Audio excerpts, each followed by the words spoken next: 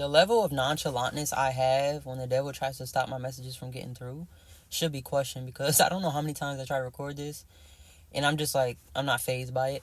So we're going to continue. Um, Today, it has been 2 months since I have left the house and driven by myself. 2 months. And that's because God had me in an isolation period that I'm now coming out of. Thank God.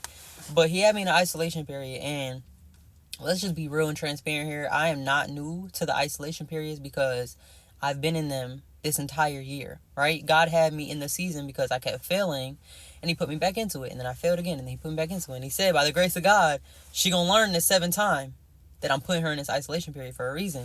So back in October, that was the last isolation period, that I actually am passing now.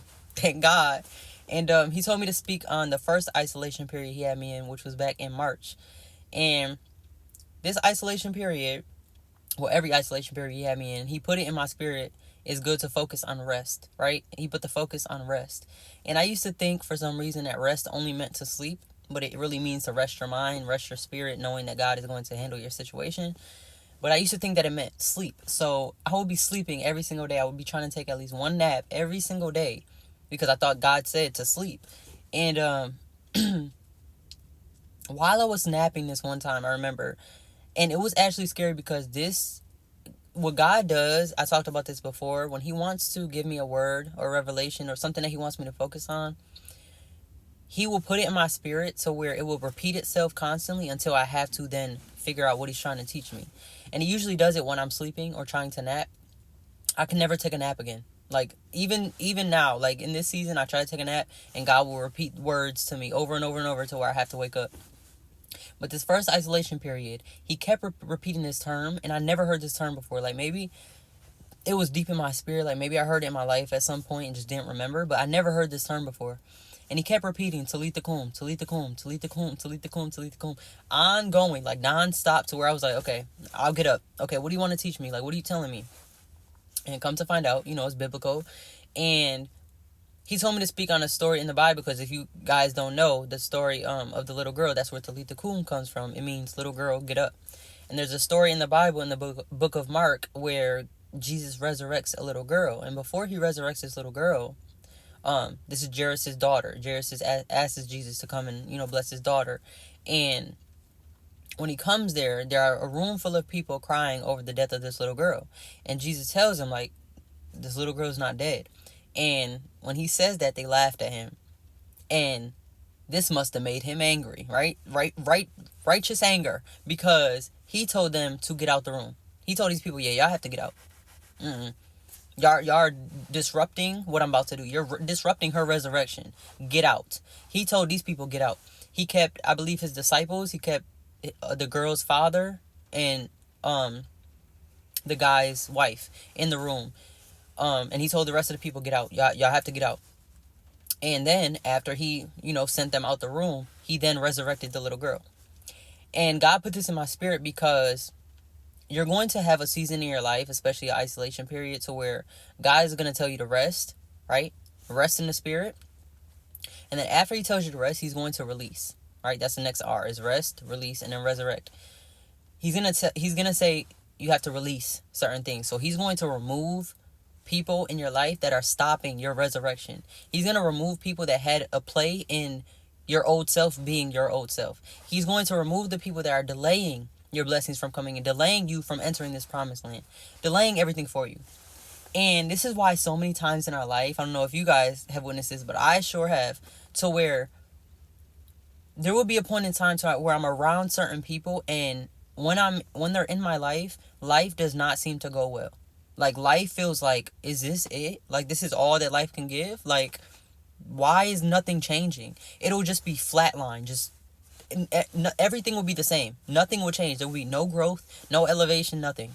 And as soon as God took these people out of my life, my success skyrocketed, right? Like, my money wasn't acting funny no more. Like, my peace of mind was okay. Like, I started to read my Bible more. I wasn't disgusted in reading the Bible. Like, I was good in the spirit. And that's what God has to do. That's the story of the little girl, is that He not only has to allow you to rest, right? You're not dead. A lot of people look at you like, She is not getting out of that. She used to cheat. She used to lie. She used to do this. That's the same girl that used to do this. That's the same guy that used to do this. He ain't changing his ways. Once a cheater, always a cheater. The same people that are looking at you like that, God has to send these people away, right?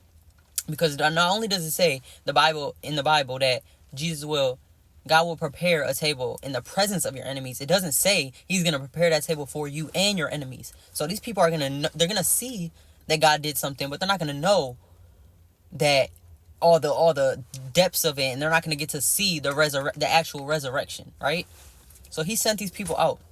And God is saying he has to send some people out of your life before he can resurrect you. This is why you might try to create a business and it just flunks when these people are in your presence. But as soon as you leave these people, your analytics and your revenue is just going up. It is because these people are the people that are spiritually killing you, right? These people cannot go with you there. They are not written in that story, that part of the story. They are not written there. And God has to remove them, release, in order to resurrect you. You cannot be resurrected in the presence of them because they're then going to try to kill you again, okay?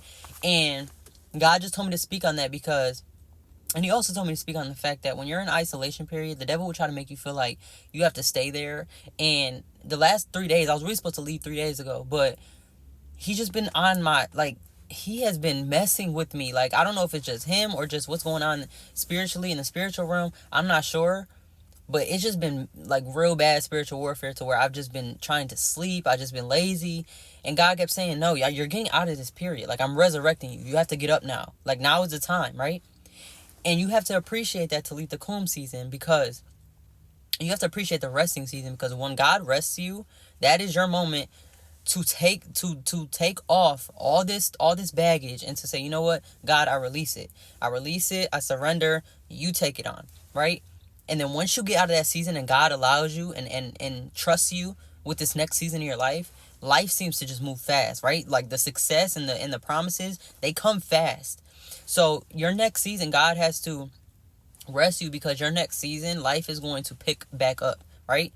And these people are going to witness that, right? They're not going to see the depths. They're not going to be present while you're actually being resurrected. But when you're resurrected, they're going to be able to see that. God's going to allow them to see that. And they're going to question, ain't that the same guy that used to do this? Ain't that the same girl? I used to see her doing that. How is she? They're going to question that. They're not even going to understand. They can't even fathom that God heals. So I don't know who needs to hear that, but understand, when God has you resting, understand that release is coming next.